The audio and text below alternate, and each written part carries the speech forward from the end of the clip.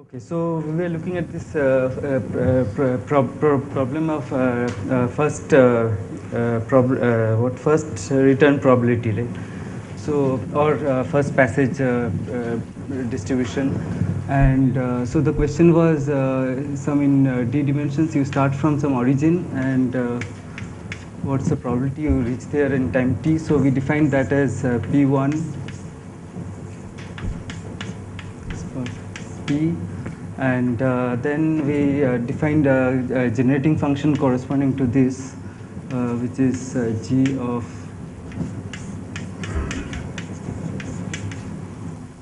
summation.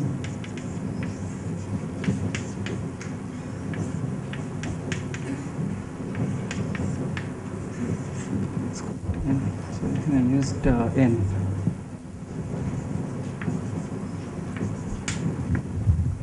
And so then there's the usual probability distribution px bar n, which for which we can define the corresponding generating function.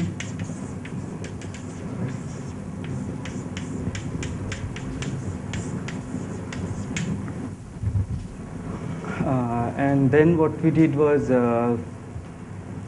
we evaluated this. So on a lattice, we said that P satisfies some recursion relation, the probability of, and then we solved that equation, and then we found some expression for G, right? So the expression for G was D.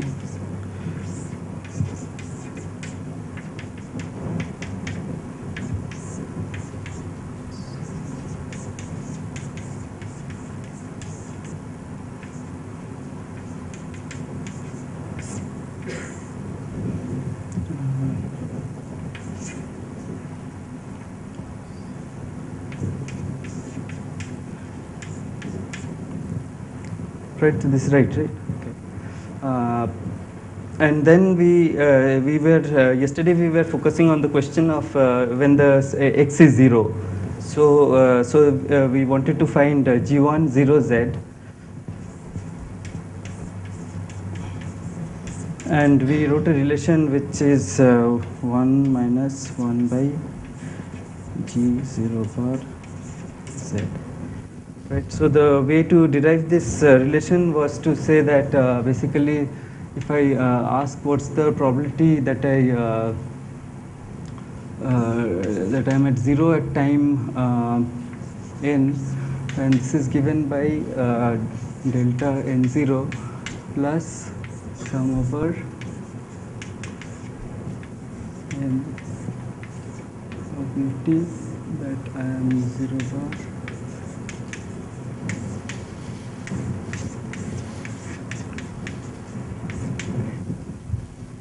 Right. So the probability that I am at, I have returned to origin after time steps n. So if its time is 0, then I am already in the origin. So that's 1. Otherwise, I mean, so there are various processes by which I can be at the origin. It's possible that I took n steps, and for the first time I came back to the origin. So that would be p1, p1n. Then it's possible that I came to the origin for the first time in n minus 1 steps, and then in the next step again I come back. Okay, but that need not be a first return probability. Okay, because this is not a first return probability, right? So this is a first return probability, and this is it need not be a first return probability. And then I sum over all these processes, and these are all independent processes, right? They're all exclusive. So therefore, this is correct. So once we write this, then so using this relation between P and P1, it's a kind of complicated relation, but once you go to the generating function, it becomes a simple relation. Okay, so now we just multiply this by z to the power n. And here what I do is I multiply this by z to the power n minus m, and this by z to the power m. So that's still z to the power n, and we sum over all n.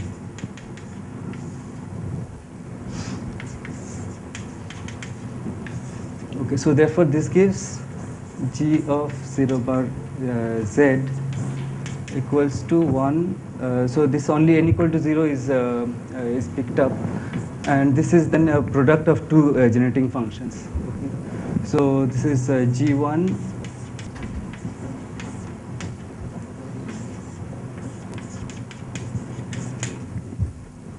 Okay, and then I can now solve for G1. So I just bring it, rearrange, and then I get this relation.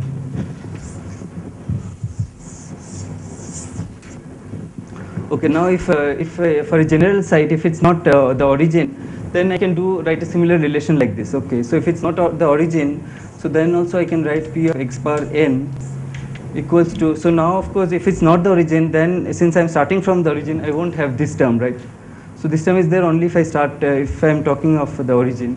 So this term won't be there, but otherwise it's the same equation. Okay, so it's sum over m equal to 0 to n.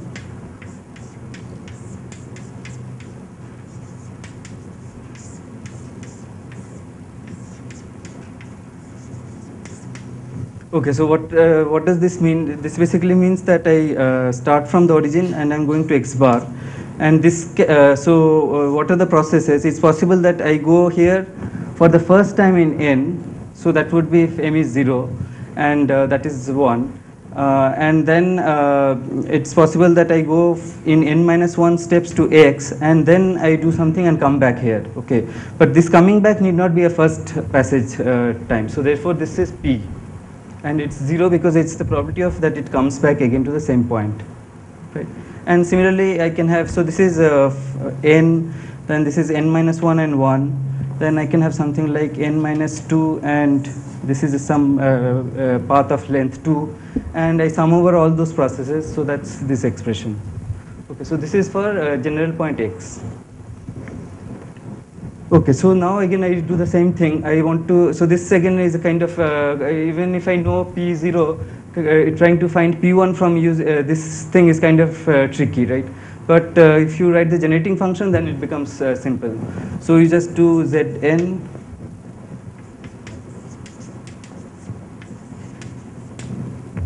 and so this gives you G of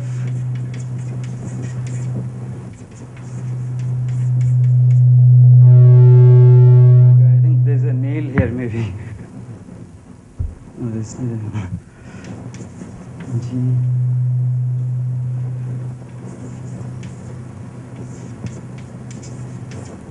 Okay, I hope this is clear, right? And what?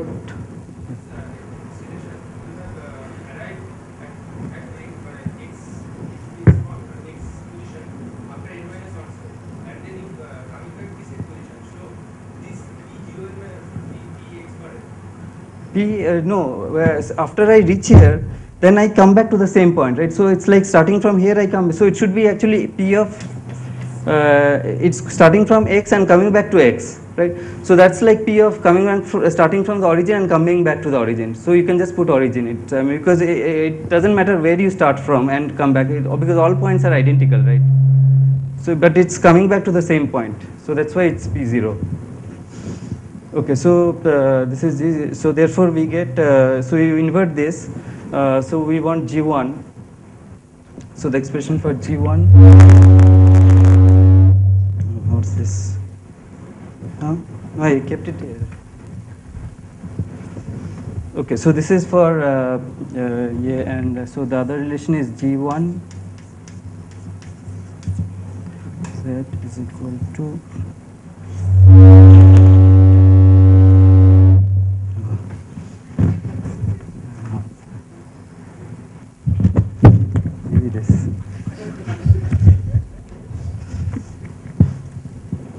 okay, so G of x bar Z by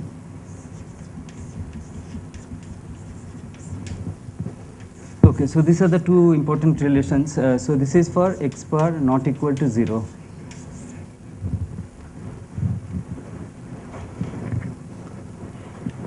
Okay, so the other thing that we discussed yesterday was that these objects for z equal to 1, they have some special physical meaning, and so basically G of 0 bar 1 is equal to the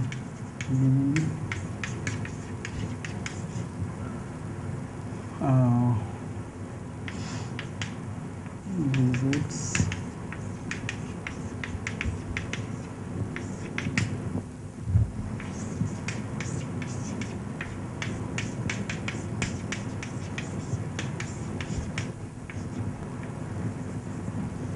G of, okay, so this is true for any x. 0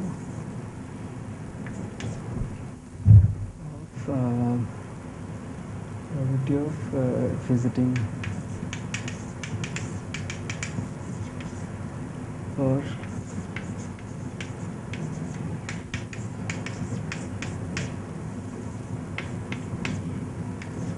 okay, so this I hope it's clear to everyone, right? This this statement.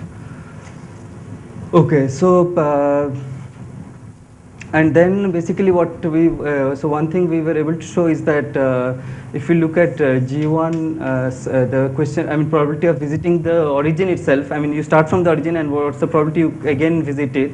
So this G0 bar 1. So this is from that relation is given by 1 by G01, and then we showed that in 1 and 2 dimensions this is infinite, and so the probability of returning is exactly 1. Okay, and in higher dimensions it's this is finite. So you get so in 3 dimensions this I think this is something like, so you can actually do the integral, right? It's just some definite integral. So you can do the integral. I think it's close to 1.5. Okay, so this is 3 by 2, 1 minus 2/3. So that's around 0.33. Yeah, 0.33. Okay, so it's with probability 0.33 you will come back if you are in 3 dimensions. In 4 dimensions it's like 0.2 or something, and so on. Okay, okay, so now let's try to do something else. We are also interested in finding what is the probability that I'll come back in time t. Okay, so that information is also there. I mean not in G01 but in G0z, right? So we have to find. So then we have to basically do this integral for a not z equal to 1, but for an arbitrary z. Okay, so so this is the integral, and we have to try to figure out how to do this for some z. So what we'll be interested in is basically what happens at, I mean how does this first time distribution, first passage distribution depend on time at large times. Okay, so we are interested in large time behavior, and what happens is the large time behavior of this object is determined by the behavior of this function close to z equal to 1. Okay, so basically we have to evaluate this function close to z equal to 1, and then we can say something about the asymptotic time behavior of P. Okay, so now let's try to do that. Okay, so let me just make this thing clear. Okay, so supposing we look at this integral. So G of z. Okay, so it can be any function. So some function of z, right? I mean, the other argument is not relevant. So this is given by some, let's say P of n, z to the power n. Okay, so now what I'm, so given f of z, how do you find P of n? Okay, so you can of course do that inverse transformation using contour integrals, but I'll just do some heuristic arguments. Okay. Okay, so first, supposing instead of z I write z, so z, the range of z is 0 to 1. Okay, so I can, supposing I write z equal to e to the power minus s.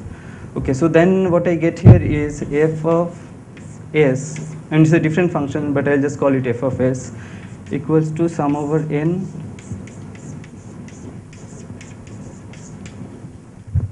ns, right? Okay, so now if I have something like this, when can I convert this into an, so you know, like when I have this infinite sum, quite often I can convert it into an integral, right? So when can I do that?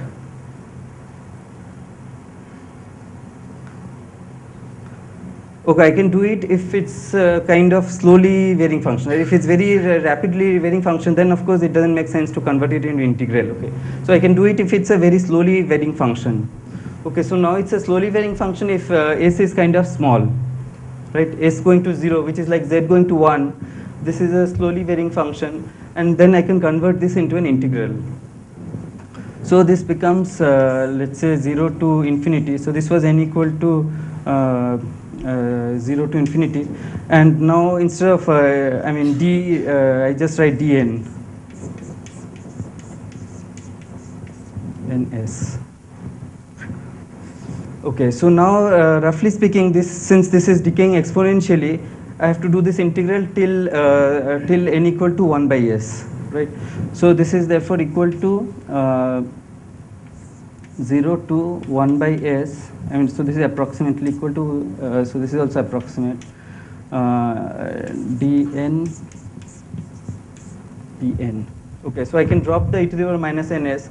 I'm roughly speaking for n less than 1 by s, it's kind of constant, and beyond that it decreases very fast. Okay, so I drop this. I mean, this is close to 1, so I don't put it, and I make the range of integration 0 to 1 by s.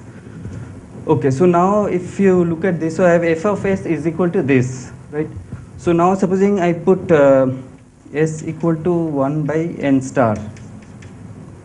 Okay, then what do I get? I get f of 1 by n star is equal to 0 to n star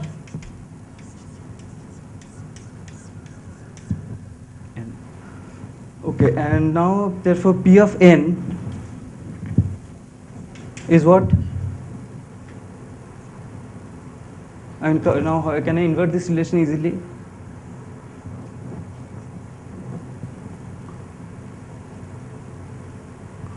I mean, if I take a derivative with respect to n star, then it's inverted, right? I mean, then if I take a derivative, okay, so dd n star of f of 1 by n star is equal to p of n star.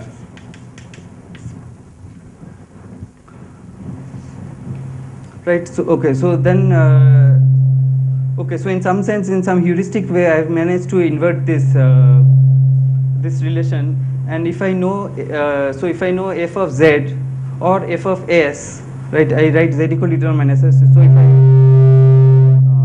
okay, no, maybe it's, I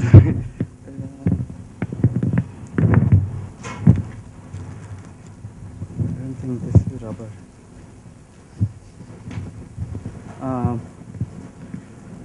Okay, so so therefore, if I know this function as a function of s, then I just take this derivative and I'm done with. Okay, and what this gives me is the behavior of this function at large n. That's the only catch. Okay.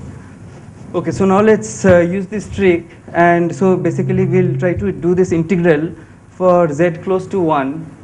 Okay, for general z you can't do this integral. Okay, even z equal to 1 you can't. I mean, you can do in a very few cases. So we'll just try to do for z close to 1.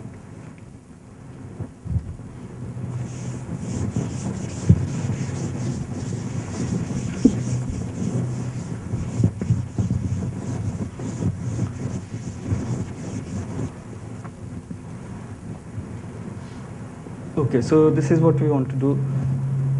So let's first do this in. Okay, and we'll just do it for. You can hear, is it?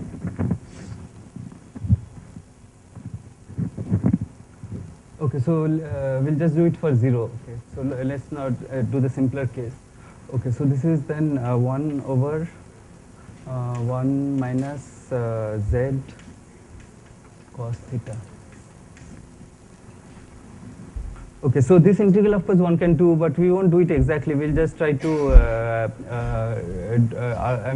do some, try to do it close to z equal to 1. Okay, so we put z equal to e to the power minus s, and we're interested for s close to 0. So this we can write as 1 minus s. Right? So this is 1 by 2 pi d theta 1 by 1 minus theta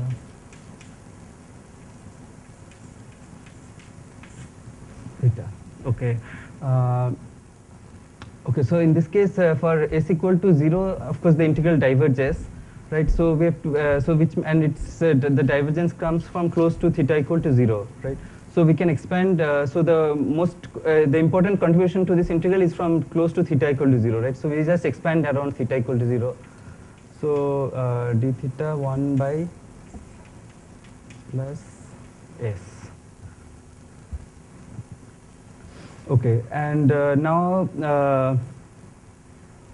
okay, so what is this integral?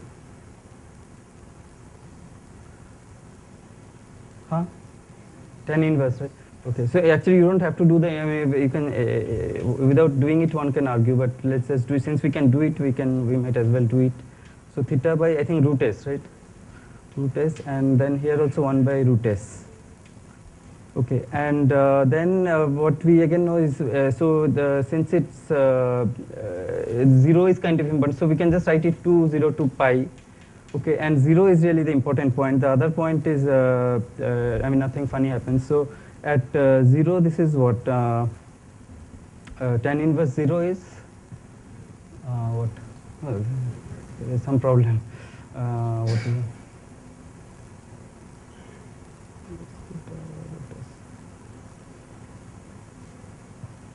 It should is equal to 0. Sorry.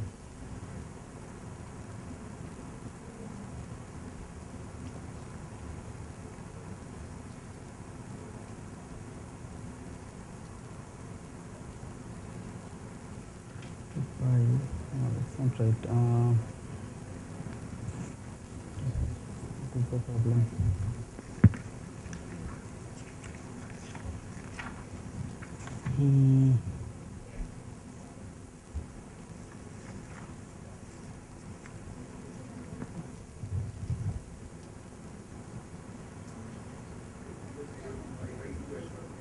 Zero two?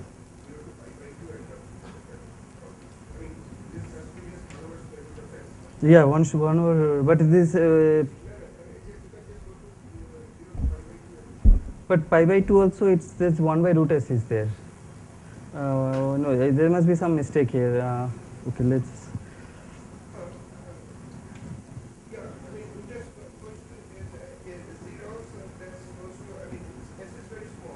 Yeah. Oh, tan inverse of. Oh, this is very large, right? Right, yeah. So, okay. So even if it's pi, I guess it's okay, right? I mean, pi, yeah. So even if you pi, I mean, so the from the so for s going to 0, this goes to, right? So tan inverse goes to infinity. Tan inverse infinity is like pi by 2. So therefore, this is of order 1 by root s. Okay, thanks. Okay, so what we have found is this function. So at s equal to 0, we already know it's infinity, right? But the way it goes to infinity is as 1 by root s. Okay. Now let's see what we get from there. So we said that we have to take dd n of this function evaluated at 0, 1 by n. So that's ddn of root n. Sorry, no, this is 1 by root s. Yeah, 1 by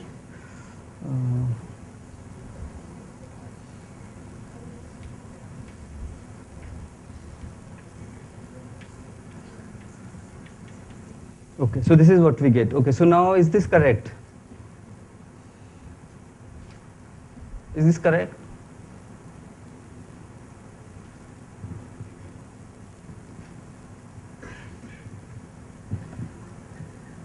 Huh? Is this correct or not? So what is this? This is P of?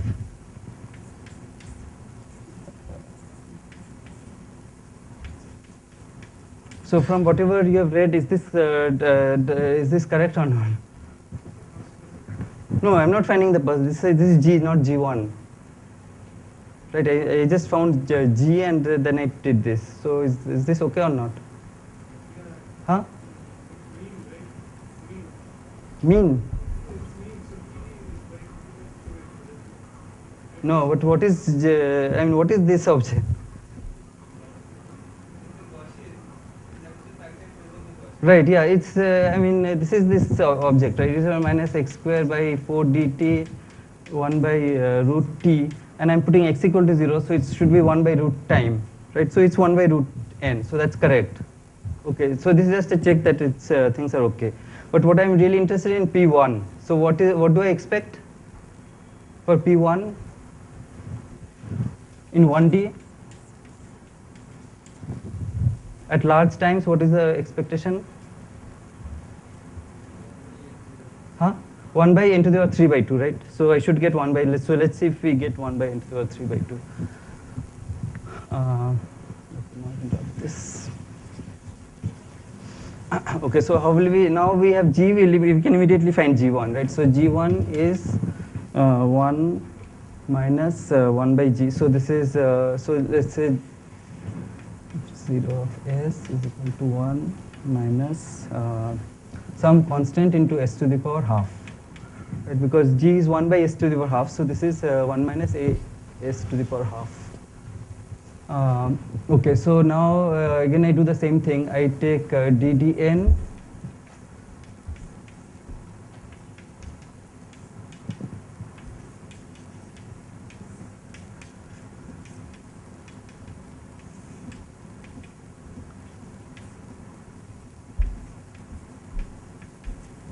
right.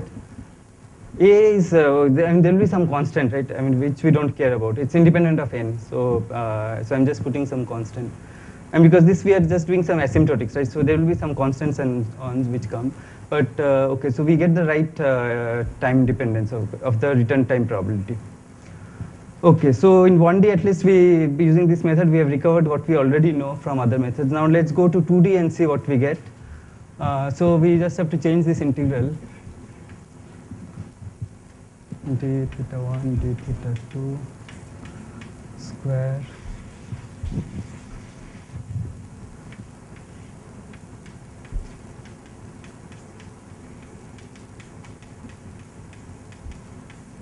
okay, z equal to 1, it diverges of course, so we expand around S. So this is 1 minus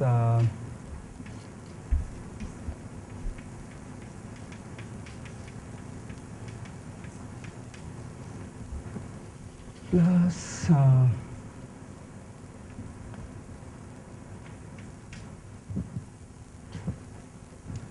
this is okay, right?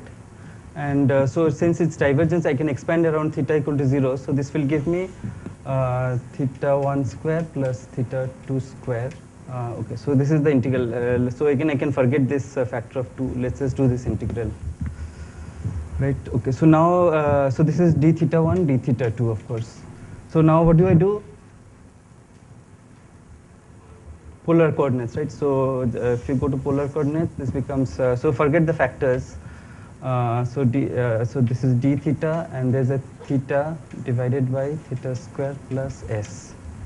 Okay, so again you can, of course, this also is a fortunately integral which you can do. So this is just log of theta square plus s, and then you put, I guess, theta equal to 0. So that gives you log of minus log of s, right? Because it comes from the lower limit. Okay. So okay. So therefore, in this case, you get in 2D g of 0 s equals to. Okay, and here you can actually, there's some constant, okay, which you don't know. It's some positive constant is there, which let's just call it a. Okay, we are interested in the s dependence. Okay, so and so again you see s going to 0, it diverges and it becomes infinite, but it goes to infinity in this particular way. Okay, so again we do this trick dd g of, so now this is what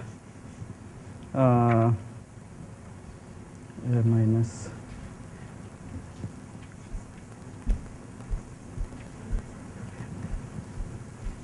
Okay, so is this correct now? It's correct, right? In 2D, because you'll have x squared plus y, and there are two Gaussians and this two factors of 1 by root 2, so it's 1 by t. So again, it's correct. Okay, so now let's see what we get for G1. Okay, so now this is ddn of 1 by G1, so 1 by plus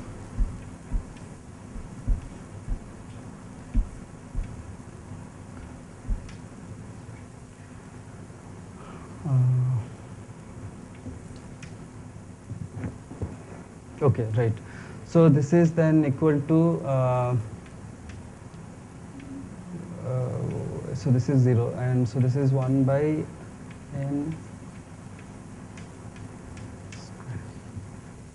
Okay, so so this is now completely non-trivial, right? So the probability that I will okay, so let me just write down.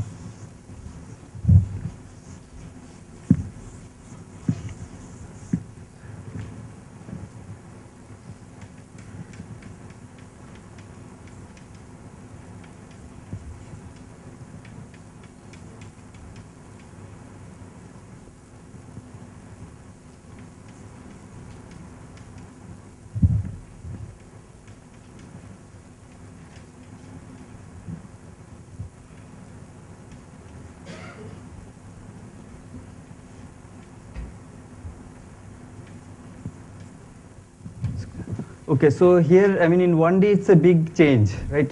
In 2D it's a smaller change because it was 1 by n and now it has become 1 by n log n square. So it's a small, I mean, log n is usually not very large, right? It's a very small number.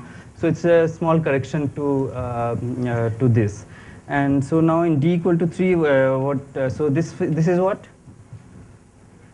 Huh? What? 3 by 2. 1 by n to the power 3 by 2.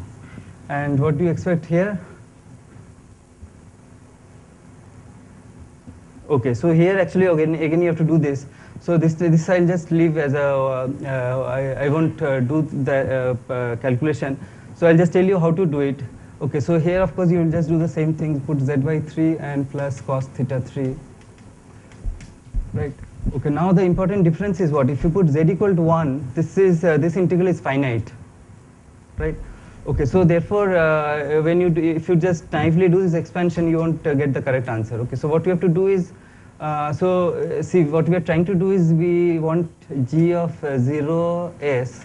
So the first term here now is finite. Okay, so it's some finite number. Okay, so that's actually I think it's close to 1.5. Okay, some number, and then we want an expansion. Okay, so but this expansion is actually not a it's not a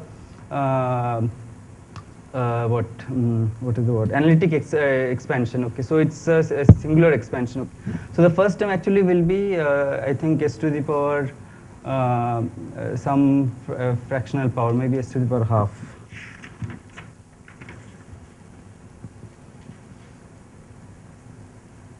S to the power half, right? Yeah. Okay, so s to the power half. Okay, so the way to so what you should do is take g of 0s and subtract g of 0, 0. Okay, and then try to do the same kind of analysis, because yeah, so this object is kind of singular, so you can do the same kind of sort of analysis. Okay. Okay, so this I want to, so if you do this, what you'll find is that eventually what you'll get here is again 1 by n to the power 3 by 2. Okay, so in 3D there's no difference. Okay, so what's the reason for this? The reason for this is this. I mean, so basically, we said that there's going to be a difference between these two objects because one is the first return probability and one is the probability at any time. I mean, it could be the nth. It need not be the first return. So now, if you go to higher dimensions, then anyway, if you go to a point, it's very unlikely that you have been there earlier. Okay. Because the walk is not recurrent. Okay, so you just visit once and then you never visit. So so therefore there's no difference really between these two objects. Okay, so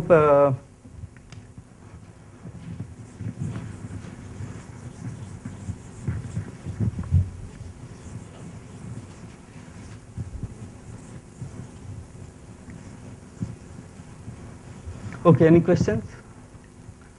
Point will always be visited with probability 1. So then it's completely different. And usually you won't get all these power law dependencies, they will all be exponential. I mean, you'll come back in an, the time you'll come back is exponentially distributed. Okay, so this is only for infinite yeah.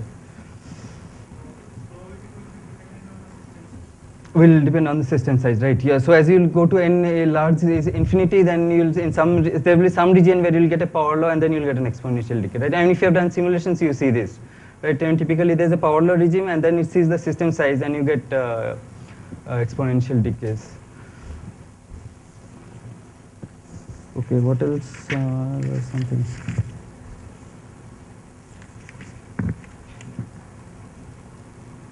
So I just wanted to give sort of one heuristic argument about this.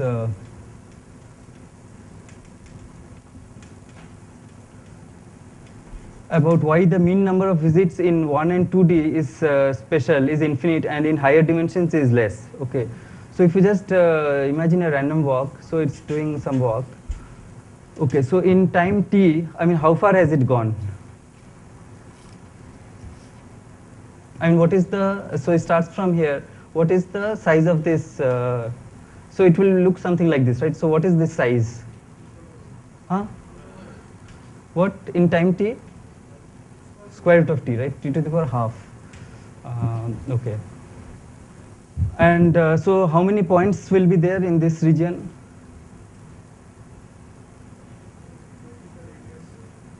Yeah, if this radius r, so what? How many points will be there? There will be, in d dimensions, r to the power d points, right? That's volume. Okay, so that's so number of points visited.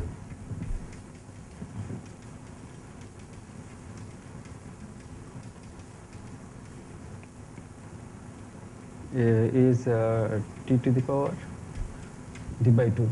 Okay, so this is the total number of points that the walker has visited, right? And how much time did it? Okay, so now if I ask how much time it spent on each side, what is that? Right, yeah. So so that's the mean number of visits, right? Mean number of visits is t divided by t to the power d by 2.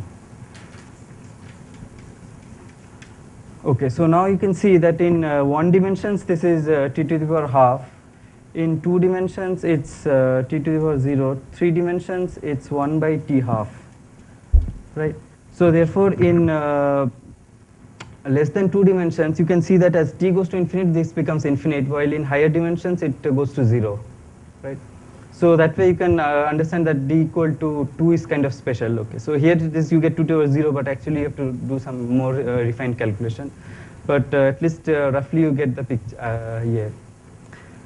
Okay, so this for random walks, for this reason, I mean, this because of this difference, d equal to 2 is called the lower critical dimension. Okay, so it's called the lower.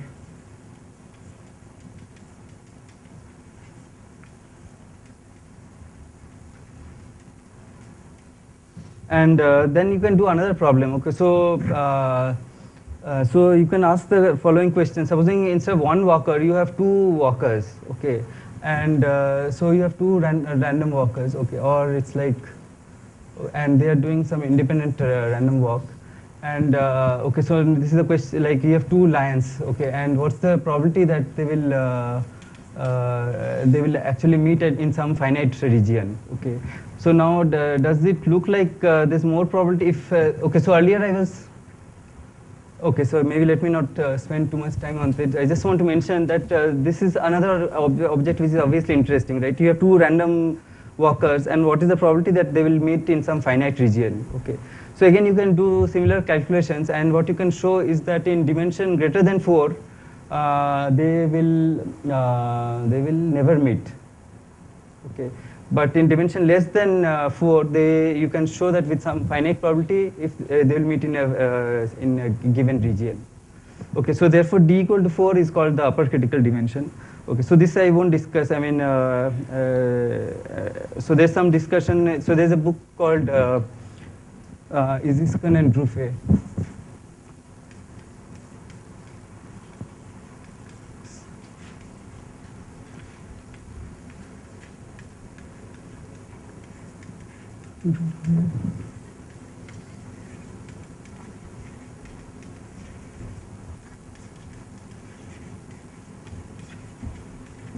So maybe I'm not sure. Maybe Sumit Das might talk about this, but I mean this is kind of related to field theories and so on in some sense. The fact that this has d equal to 2 is the lower critical dimension and 4 is the upper critical dimension, and this is related to the fact that random walks. I mean this. This recurrence property of random walks. Okay, so now I will switch off to something completely different. So this was about the Pólya problem, and first passage distributions and so on. Okay, so I think that's it. So now we'll go to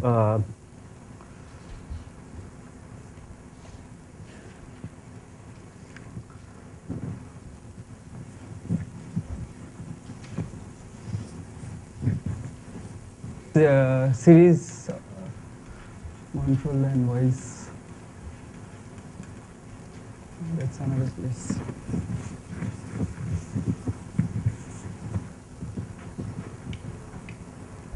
Okay, there's another thing I wanted to mention. There's actually very nice book by Pólya called How to Do It.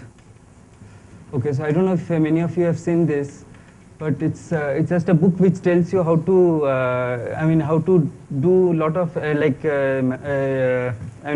prove like mathematical results in sort of very heuristic but still rigorous way. Okay, so it's a really nice book to look at. I mean, there are all sorts of tricks one can learn from this book. How to solve it, is it? How to write? Yeah. How to solve it? Okay. How to solve it? How to do it? Okay, so now what we'll talk about is we'll go to. So we have been talking about random walks mostly so far. So now we'll discuss make some general remarks on Markov processes. Okay, so this is the wrong one. So I think Shushanto already briefly mentioned some points, but maybe I will again just to make it state it in more formally. So what's the stochastic process? Okay, so we all know what is, roughly we know what is stochastic process. It's some random process, right? Okay, so how do you describe a stochastic process? So there must be some variable y of n. Okay, so if you have any system that's described by a set of some configurations, right? So if it's a random walker, its position is describes its configuration completely. If it's a set of Hamiltonian particles described by Hamiltonian dynamics, then you know the configuration is completely described by position and momenta of all the particles. If it's a spin system, the spins describe the configuration completely.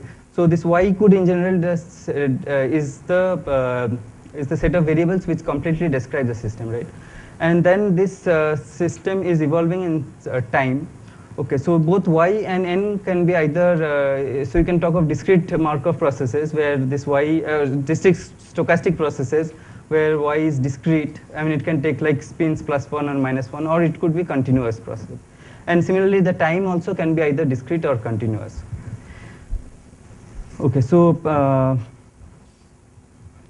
and the stochastic process basically means that at each time n, this variable y is chosen from some distribution. Okay, so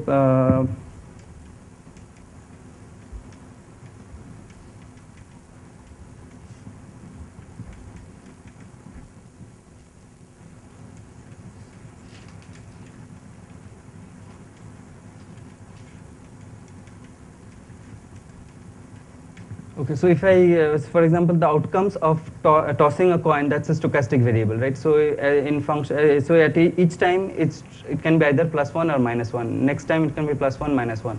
So that the sequence describes a stochastic process. Okay, so stochastic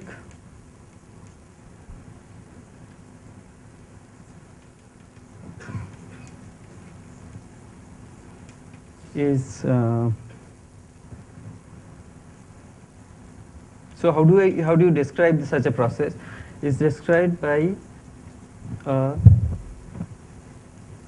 set of distribution functions.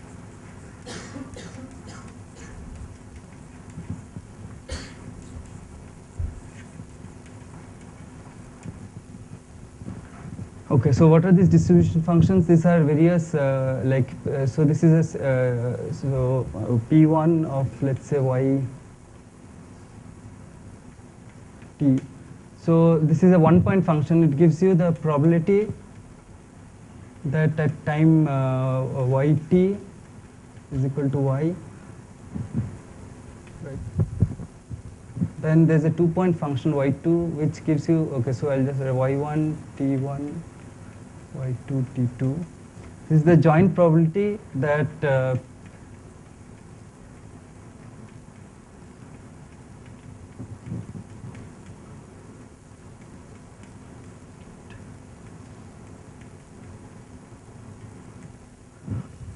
right, it's a joint probability that it's at time t1 it's at y1 and time t2 it's at y2, and then a sequence of such functions. Okay, so in general you'll have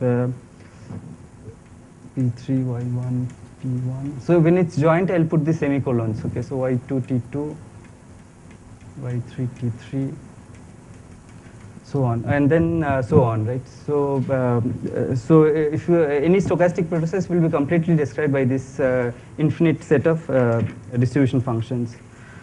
Okay, so now obviously these are not all independent. So if you take this and if you integrate over y2, obviously you get the 1-point distribution, right? So, and if you take this one, you'll get this. Okay, so the other thing that you can, so once you know this probability distributions, you can compute correlation functions. So you can, so for example, yt average is given by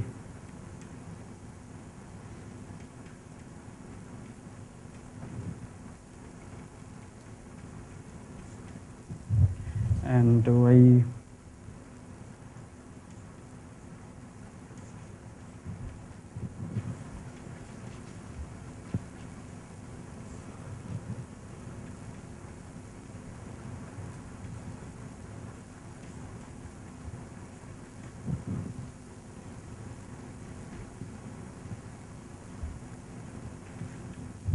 Okay, so this again Sushanta had discussed yesterday, right? I mean, he calculated for the spin dynamics. So this y can be any variable, like I said. So for spin dynamics, instead of so you then instead of integrals, you'll just have summations, right, over all possible configurations.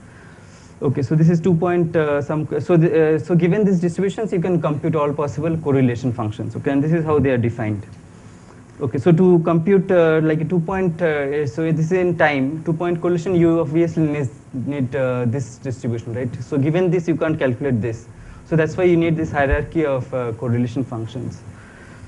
Okay, the next thing that we'll do is define conditional probabilities.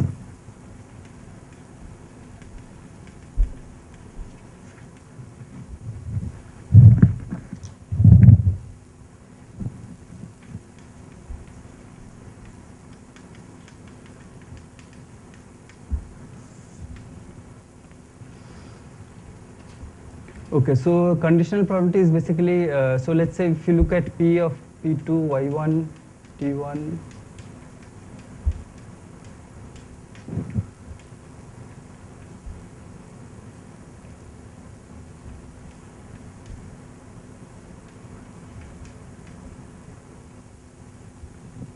what do we call it, PC.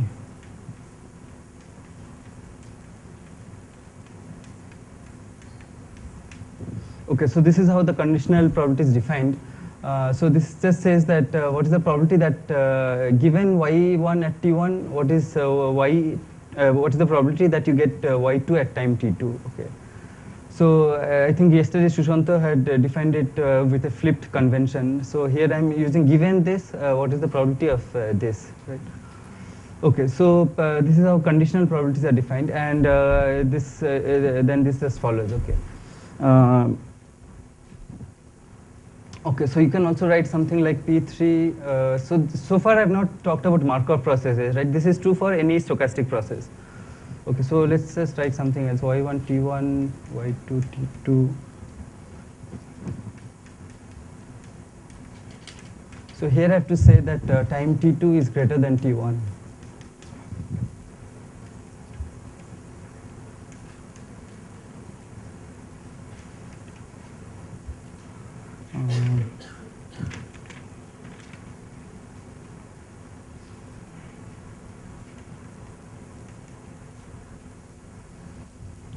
Okay, so times PC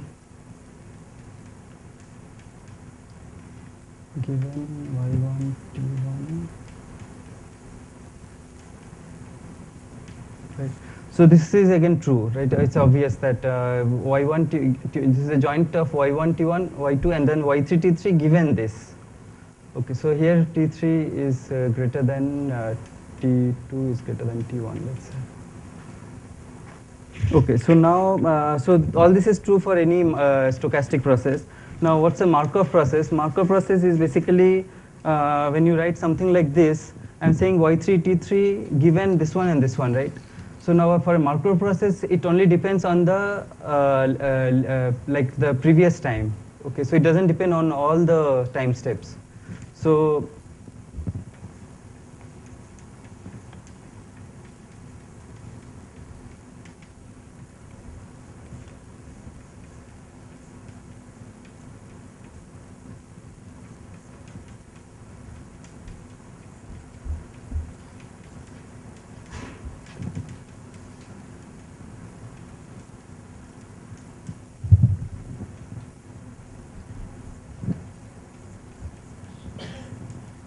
depends on the previous time step.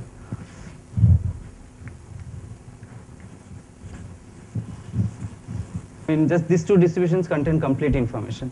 Because, for example, if I want to know what's the 3-point correlation function, then I have this, and but now I'm saying that for a Markov process, this is equal to P2, Y1, T1, Y2, T2, and PC,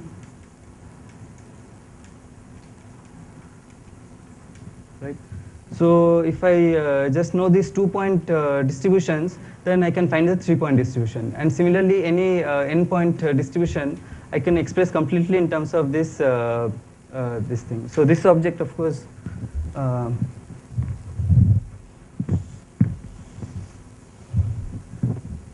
this again I can break up into P1, Y1, T1 times PC, Y2 at time T2 given Y1 at T1 times PC, Y3 at time T3 times Y2 at time T2. Right, so therefore if I know P1 and this transition probability, then the process is completely defined. Okay, so therefore for Markov process,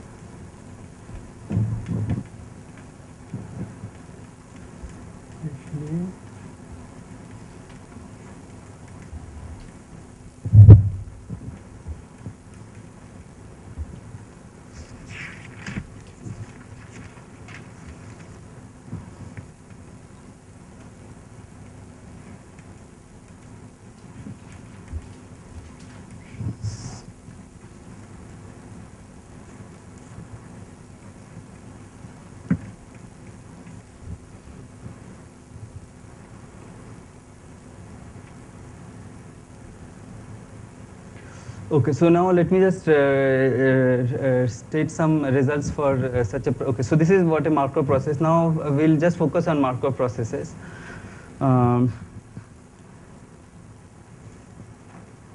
Okay, so this there are some constraints on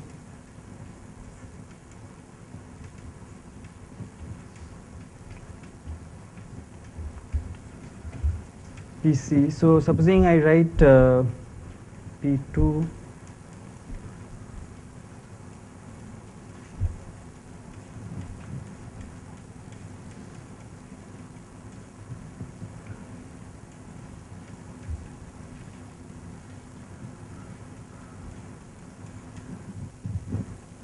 right now, if I integrate over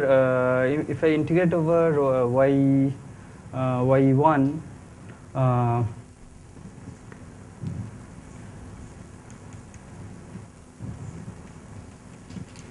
so then what is this? If I integrate over y1, it's the 1-point function, right? P1 of y2 t2. And this is equal to, therefore, this integral. Okay, so therefore, I mean, P1 and PC can't be completely independent, right? I mean, they are obviously related by this. So, which basically means that, I mean, this is of course the evolution equation. If you know so T2 is greater than T1. So if you know at some time T, then you know the 1-point distribution at all times, right? Okay, so this is what I mean. That's what we have been doing for the random walk. If you know the distribution at time 0, we also know the transition probabilities. So this is, I mean, this actually just gives you the transition probabilities, right? So okay, so we'll come to the random walk, which is the simplest example of this. Okay, so.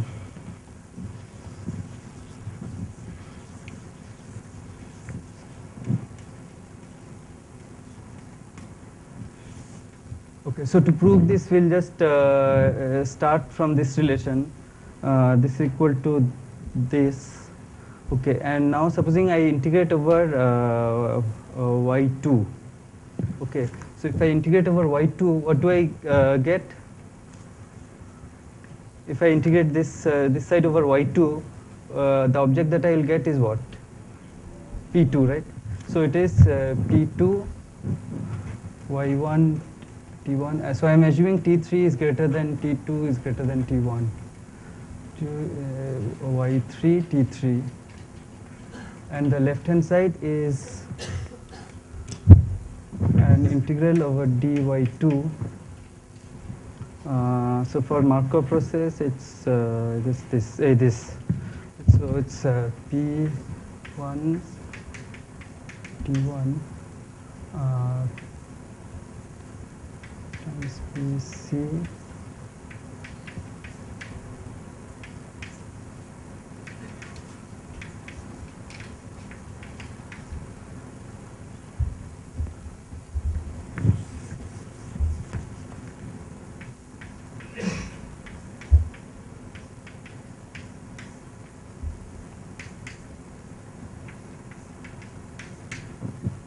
Okay, so this is clear, and now this I can write as P1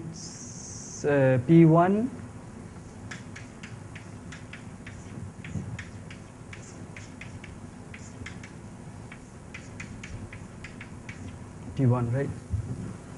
This again from definition of the conditional probability. Okay, and now if this object does not depend on y2, so I can take it out, and then it cancels with this. Right? So P1 just cancels, and then what you're left with is PC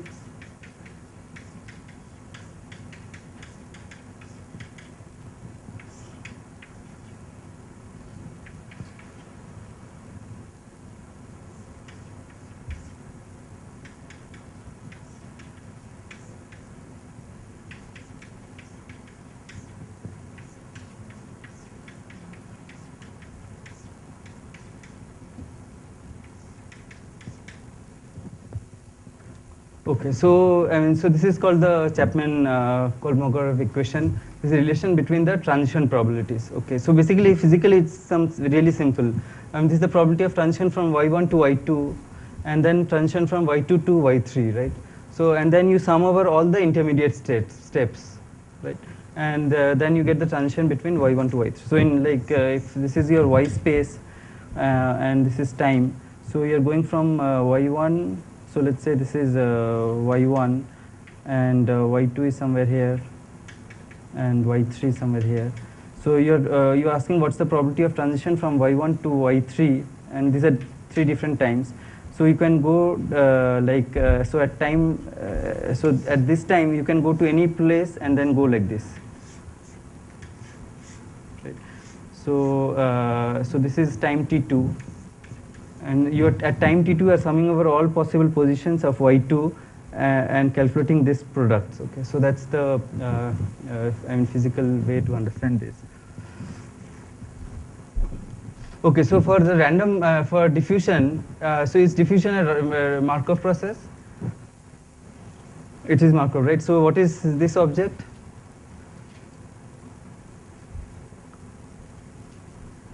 Huh?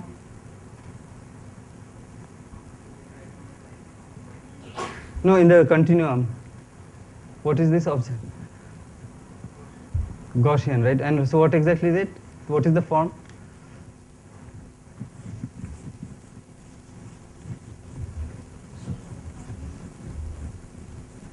Markov process. And so the first thing, examples of Markov processes. So the So Brownian motion, or that's the, I mean, the diffusion equation is what you have already learned is Markov process, and so there, what's the so what is P1 and so I said Markov process is completely specified by these two probability distributions, right? So what is P1 of xt and PC xt t2 given x1 t1?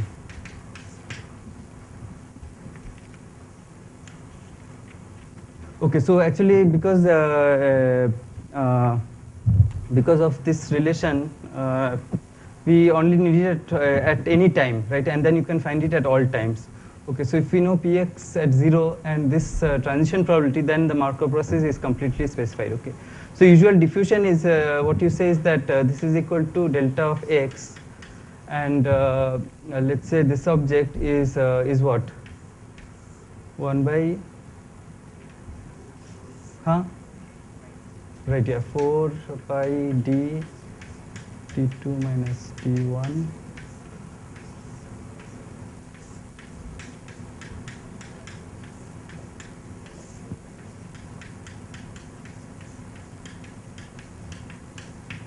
t1.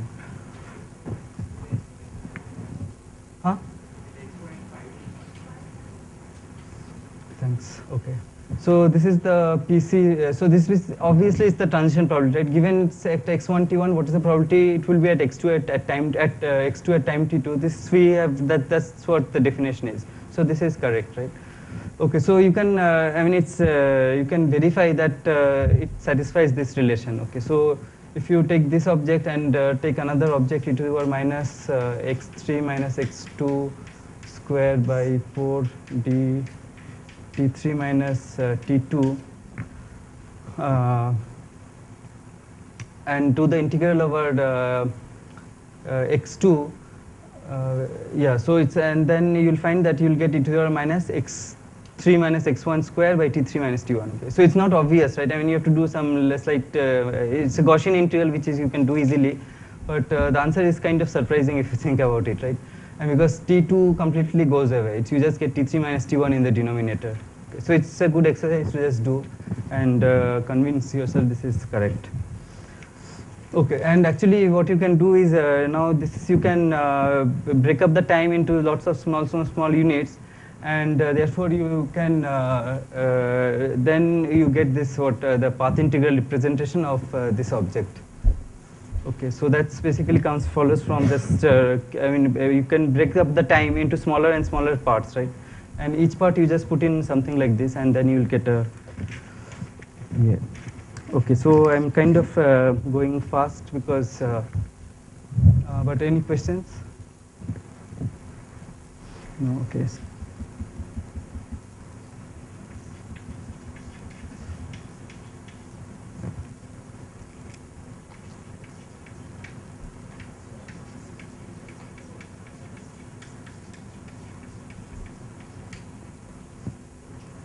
Okay, what also let's say for the random walk, what is this object? That's also a Markov process, right? So what is this object?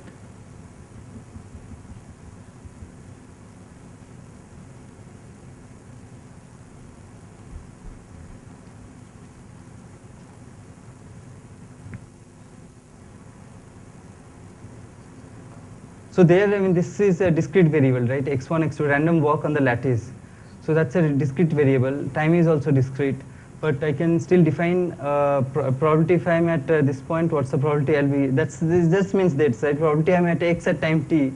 What's the probability I'll be at some other point at a later time? So what is this object?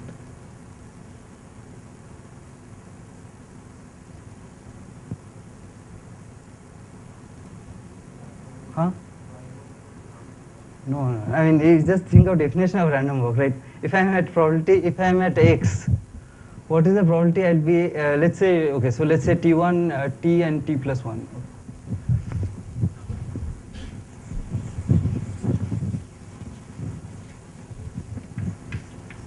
So what is this object? x2 at time t given x1 at time t minus 1 or t.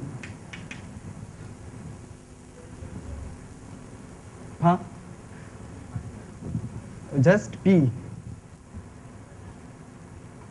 No, I mean, I just want to write a clear mathematical expression. What would I write?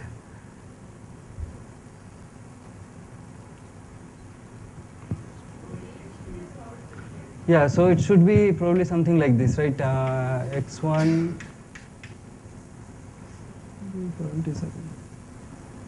If it's a unbiased random walker, then it's half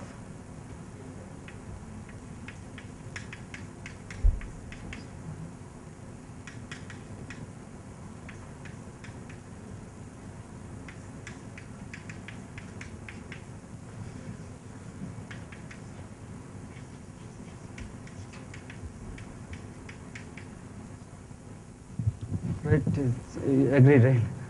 I mean, because from x1 you can't jump to any other place. You can only jump to nearest neighbor, right? Sorry, thanks. Yeah, half with equal probability. Okay, so this is the definition. So that's the simplest example of a random walk, of a Markov process again.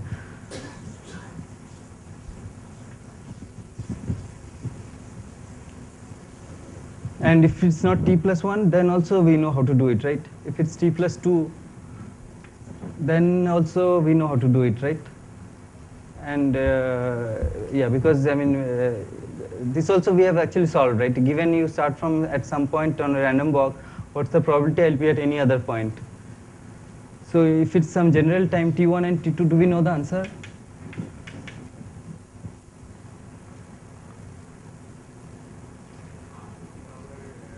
Yeah, right, okay. Half, I think it's t2 minus t1, t2 minus t1 factorial divided by whatever it's right? So it's basically, that's the distribution. It's just the binomial distribution.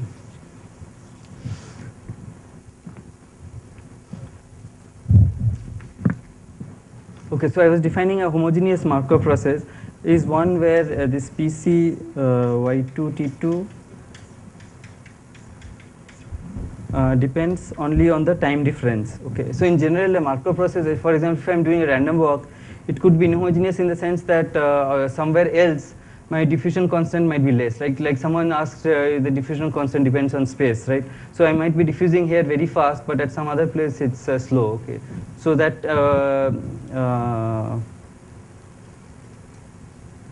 okay, this is, or it might depend on this. So this is, let me just define PC.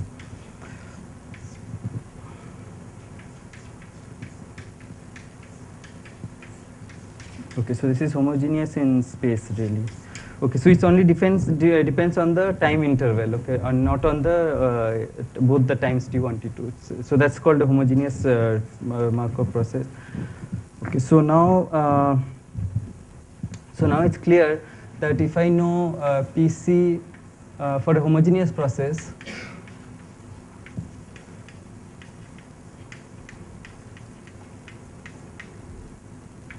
so MP is Markov process, PC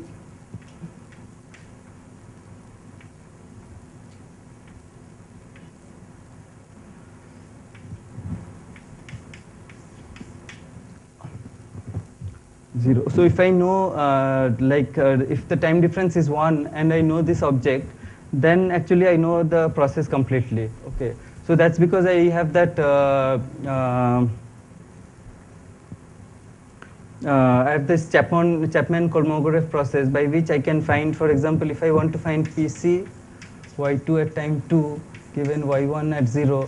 So what I'll do is basically, so I can use the Chapman-Kolmogorov process, and so what does it say? It says d some y prime PC, and I can just put an intermediate time, right? So I'll just put y2 at time 2 given y prime at time 1 times PC at y prime at 1 given y1 at 0. Right, so here this is the time t2. It can be any time between 0 and 2.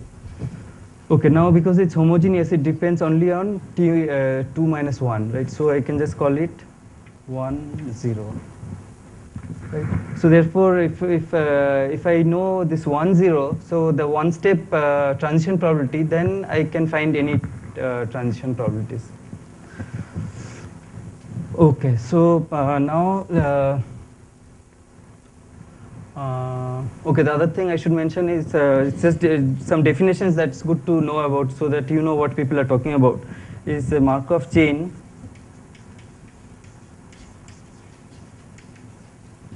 is some process where it's a Markov process where both y and t are discrete.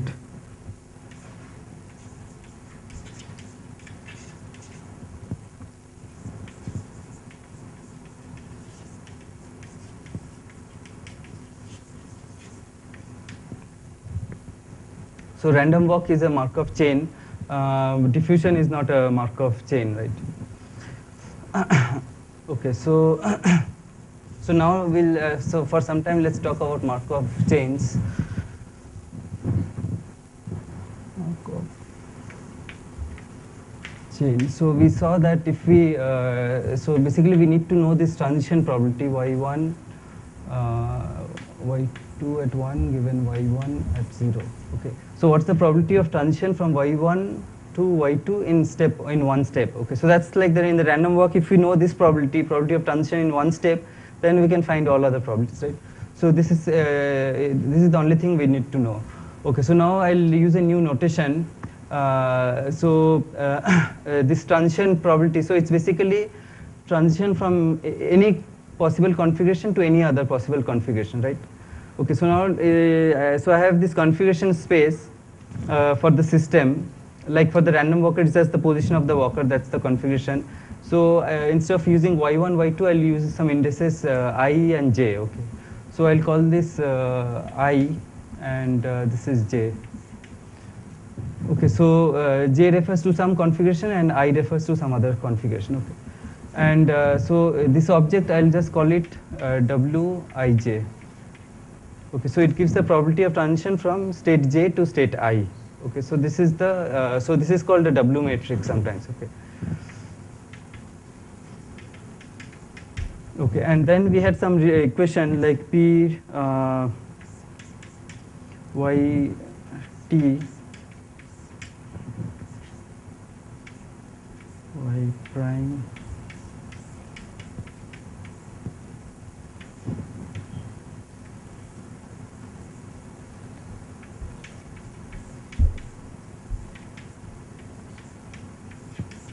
Okay, so we had an equation like this at some stage. So this is just probability of being at y prime at time 0 and then transition from 0 to y in time t. Right, okay, and since we are dealing with discrete processes, we'll replace this summation, integration by summation, right? Okay, and now supposing I look at just one step. So in one step, I'll just put 1, and this is 1. Okay, so what does it give me? It basically gives me probability, and now I'm using this new notation. So P of I at time 1, so let's call it Pi, okay, so it doesn't matter, t equal to 1 is equal to sum over, so this is j, wij, j.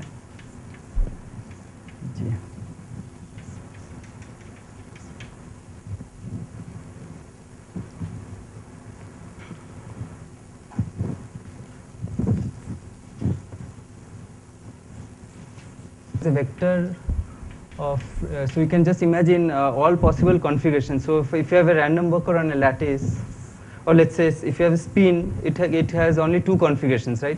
So yesterday Sushanta did this example. You have a spin and you have either p up or p down, right? Those are all the possible configurations. So in general, because the system will have like a huge number of configurations, so and in each configuration there's some probability of the system being there. So I'll just write p1, p2. So let's say all possible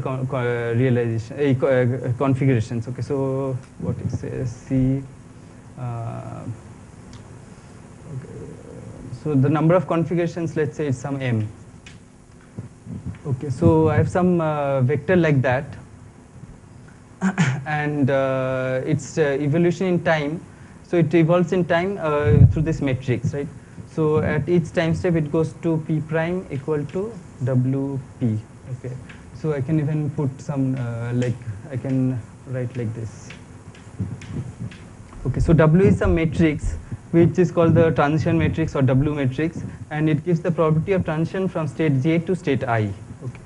So now I have this sort of relation that at each time step it evolves like this, and then you can ask after n steps what does it look like. So clearly, so this is, let's say, instead of so let me just call it n plus 1. And so then you can write Pn is equal to W to the power n P of 0.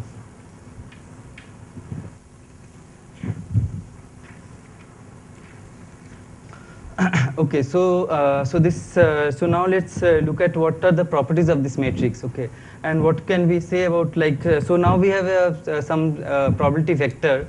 It could be the probability of, like, so example is just I mean, it's good to keep in mind a simple example. Okay, so it could be I have a random walker. What's the okay, so what is my allowed configuration? So let's say I have a random walker on a closed lattice, on a ring. Right, so this is the lattice. So 1, 2, n sides, or m. Okay, so m, so and the random walker can be on any of these sites, right? So its configuration is completely described by just saying which site it is on, right? So there are m possible configurations, and that just gives you the probability location of the random walker. And it can be at so like typically what we have been studying is it starts from some point. So then the probability vector is just 1 at one site and 0 at everywhere. And then in the next step it goes here with some probability, here with some probability, right? So the probability vector has now evolved. It's non-zero in more number of sites. And so the probability vector is evolving in time in some way, right? And we want to then know how does it evolve in time and so on. Okay, so now there are some general properties of this matrix W, which I'll just mention.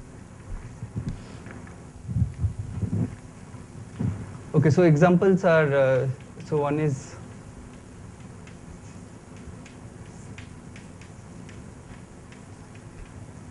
walk.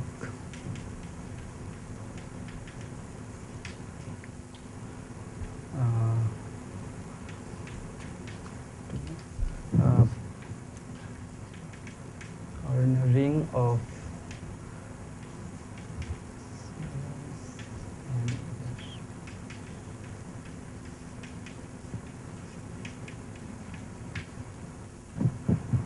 worker,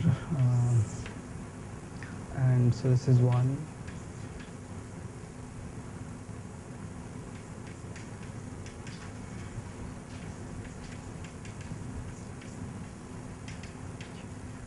If you take an Ising spin chain, let's say, so then what is y?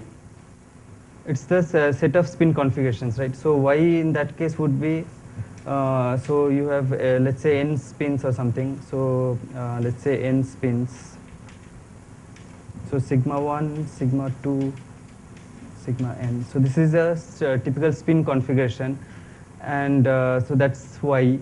And then so what is the what is m then? How many, I mean, configurations can, so this is the number of configurations, right? So how many configurations are there if I have n spins? 2 to the power n, right? So in this case, m is 2 to the power n. So the system can be like, see, if you have a spin system in this room, I mean, you'll find that it's in some configuration with some, the configuration keeps changing, right, in time, because some spins flip here and there. So each configuration, there's some probability of occurring. Okay, and so what is the probability actually in this case? Do we know the probability for a spin system in this room? If I have magnet in this room, so there are n spins. I mean, what is the probability of given configuration? Yeah, e to the power minus beta h. So I mean, you have to know what h is, and then because it's in thermal equilibrium, it will always be in that configuration. Okay, but you can ask, if I initially keep all the spins up, then how does it go to that thermal equilibrium distribution? And good way to model is by writing it, describing it by Markov process. Okay, so there's something called heat path dynamics and so on, which very nicely describes, I mean, what spins do in a thermal bath. Okay, so that's again a Markov process. Okay, so like if you have, many of you have done Monte Carlo simulations and all, So those are all Markov processes, okay? Because at each time you have some rule by which spins flip, right? And so you give some transition probabilities, and so you can write down the corresponding W matrix and try to understand the dynamics of the system, how it goes to equilibrium and so on. Okay, so this is another example where you can write some W matrix and so on. So now let me just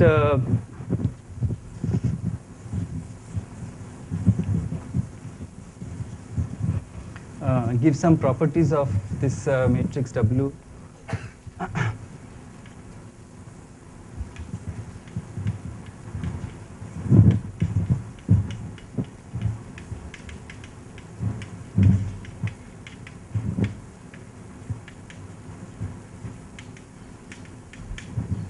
Okay, sometimes this is also called a stochastic matrix. Okay, stochastic matrix.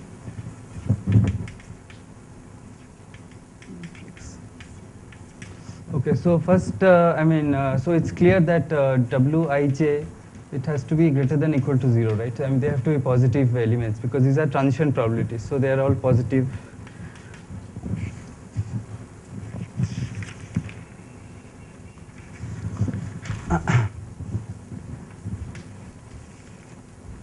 Okay, a second property is Wij sum over I equal to 1. Okay, is this clear why it's, this sum is always 1? So if you have this matrix, so it's basically W11, W12, 1, 3 and so on.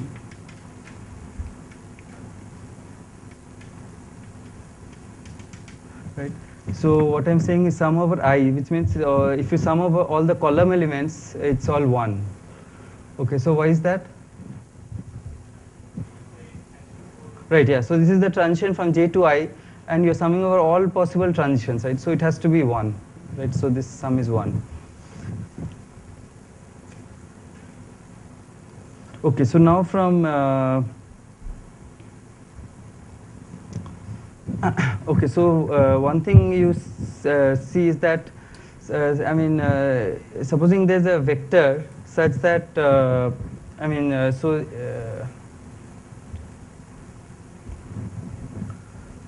okay, so for this matrix W, you can always find a vector such that this with an eigenvalue 1.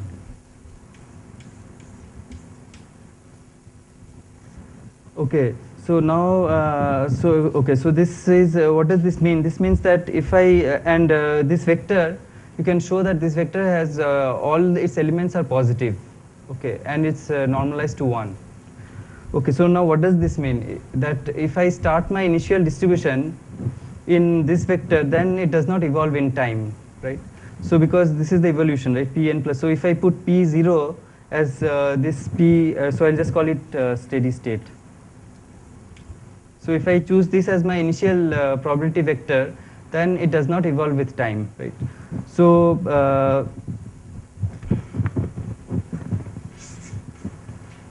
so that W has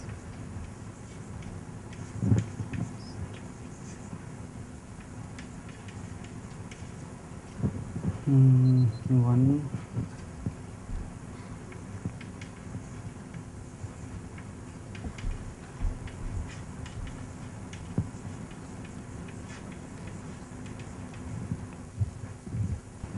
What? Okay, yeah, I'll just come. Right. So these are the allowed configurations in the system. Okay. Now by a sequence of transitions, if you can go from any state to any state, then that matrix is called ergodic. Okay. So I mean, just a simple example where it's not ergodic is supposing I have. Okay. Okay. So yeah. So let's say I have a ring of 3 sides here, and a ring of 4 sides here. Okay. And I have a random walker, right? Okay. So now and the probability. So it hops here with equal probability. So if it's on this lattice, then the rule is that it does a random walk. Okay. And if it's on this lattice, then also it does a random walk. Okay. So now what's the configuration space? The configuration space is all these 7 sites, right? So I have this configuration of P1, P2 to P7. Okay, so now you can see that, and you can write some W matrix, right? Now, if the particle is here, then there's no way it can go here, right? Because it just does it random. So there, and then what's the steady state then? If I start from here, the steady state is uniform on this, right? So the steady state would be, so at least this is one possible steady state is 1 third, 1 third, 1 third, 0, 0, 0, 0, right? And there's another steady state which is 0, 0, 0, 1 fourth, 1 fourth, 1 fourth, 1 fourth. Okay, so this is a trivial example where there are two steady states. So you can just construct the W matrix and see for yourself that this is true. And the reason is that it's not ergodic, right? From starting from here, you can never go from here, and here you can't go. So typically when you construct, like when you do simulations, Monte Carlo simulations, you have to make your rules such, you have to make sure that the rules are such that you can go from any configuration to any other configuration. Okay, so that's a necessary condition if you want a unique steady state. Okay, so this is, so now let's see how. Okay, so this is very difficult to prove. Okay, and the proof basically comes from something called Perron.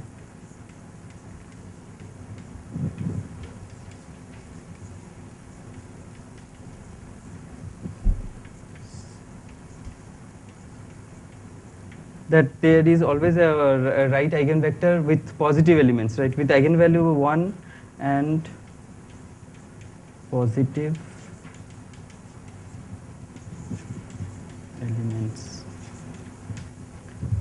Okay, so why positive elements? Because finally we want our, so see this matrix W. Okay, so first of all, it's not a symmetric matrix. Okay, so the right eigenvectors and left eigenvectors will be different. Okay, since it's not a symmetric matrix, so you'll have all sorts of eigenvalues and eigenvectors. So the eigenvectors that you'll get need not all be positive, right? But why they, if we, for the steady state, we want it to be positive, right? Why?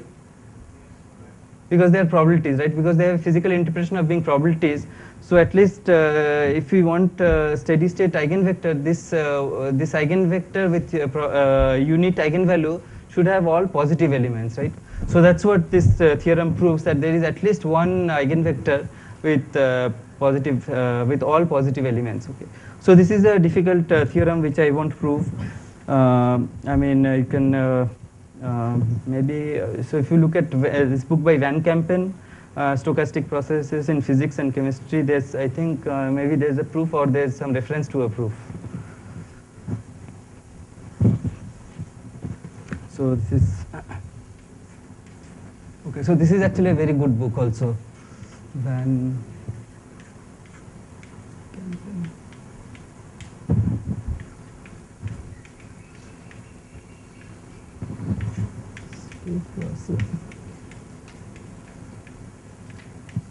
So is it in physics and chemistry, is it? Physics and chemistry, is it? Okay, so it's, yeah.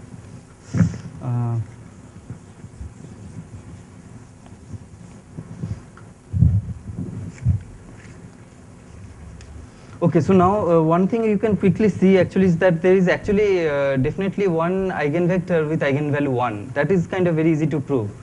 Okay, so the proof is basically using this property that Wij sum over I equals to 1, right? So now, okay, so this matrix W has left eigenvectors and right eigenvectors, right? So now what is a right eigenvector? Right eigenvector is basically you take the transpose of the matrix and find the eigenvalues, eigenvectors of that, okay? Or it's like writing, so you can have right eigenvectors are defined by n, and left eigenvectors are defined by equal to lambda n chi n. Okay, and right and left eigenvectors, the eigenvalues are the same. Okay, so why is that? If you have any matrix, the left and right eigenvalues will be the exactly same. Okay, so that's because, I mean, this you can, so the left eigenvectors basically corresponds to taking W transpose and finding the right eigenvectors, okay. And transpose of a matrix and the matrix will obviously have the same eigenvalues, right? Okay, so if, if we can find the left eigenvectors, then we also know the all the eigenvalues. Okay. So now this relation means that if supposing I take a left eigenvector with all entries 1. Okay. So I have some matrix W, and I take a vector like this 1 1 1 1 1 1. Okay. And so then what do I get? What I'll get is basically again 1 1 1 1 1. Okay, so that's because this is W, if in matrix notation, this is Wij sum over I, right? Because, so I have some vector here, let's call it chi I. So now I have put chi I is all chi is 1, right?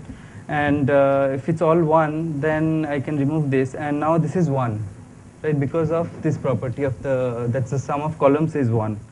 So therefore this is 1. Which is, so it's like for this vector which I call, let's say chi 0. So this is chi 0 I, which evolves through a matrix like this. And so after n steps is W to the power n p 0, right? Okay, and so now, so what's the best way to understand, I mean, if I want explicit, like what the probability distribution looks like, then basically I have to find the eigenvalues, eigenvectors of this matrix, right? Okay, so this is again, so this equation is actually similar to, so this is actually in the, so I'm doing with discrete time, right? If you go to continuous time, this equation is equivalent to writing something like del P by del T is equal to WP. Okay, so this is what Shushanto had discussed yesterday, because he had for this spin, single spin with some dynamics, he had a master equation like this, right? So that's the continuous version of this, and the solution of this that he also wrote is that P of time t is e to the power WT P0. Right. So this is, I mean, this is just the discrete version of the same thing. Okay. And here again, to solve things, you have to find like eigens, like in quantum mechanics, basically to find the time evolution, you have to find the eigenvalues and eigenvectors of this matrix. So here also you have to find the eigenvalues and eigenvectors of this matrix. Okay. So we know one eigenvalue, which is 0. So at long times, what you can show is that so this W matrix has one eigenvalue. 1, let's call it lambda 0 1, and then there's other eigenvalues which are actually less than 1, and so okay, so that's also another statement of Perron-Frobenius, that all the other eigenvalues have modulus less than 1. Okay, and what does that mean? Roughly speaking, if you look at, if you put, in the next class we'll again do some examples, basically this exclusion process. For that we'll try to write this W matrix, and then I think in the next week you'll hear more about like how to, so this is a big matrix, like if you have interacting particle system, this is a huge matrix, and you can actually solve it using something called the Bethe ansatz. Okay, so that's what I think Kiran Maulik will talk about.